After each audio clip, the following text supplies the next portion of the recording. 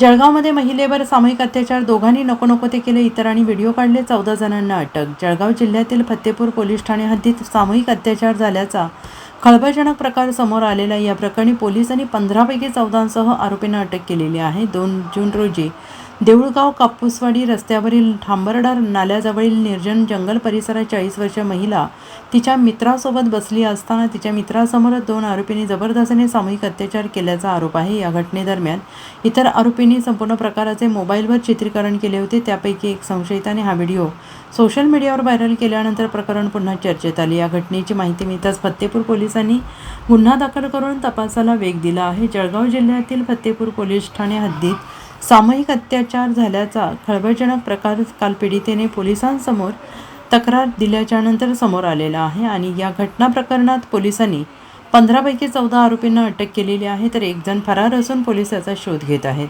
अटक केलेल्या आरोपींना आज जामनेर न्यायालयात हजर केलं जाणार आहे. देऊळगाव कापूसवाडी रस्त्यावरील ठांबरडा नाल्याजवळील निर्जन जंगल परिसरात 2 जून रोजी 40 वर्षीय विवाहित महिला तिच्या मित्रासह फिरायला गेली होती. यावेळी लाकूड तोडीसाठी जंगलात फिरत असलेल्या तरुणांना पीडित महिला एका तरुणाच्या सोबत आढळून आली. त्यावेळी काही तरुणींना तिला आणि तिच्या सोबतच्या तरुणाला धमक्या देत महिलेवर मित्रासमोरच 2 आरोपींनी जबरदस्तीने सामूहिक बलात्कार केल्याचा तक्रार पीडितेचे पोलिसात केलेला आहे. Bureau report, SBN Marathi, Jalgaon, Fattepur.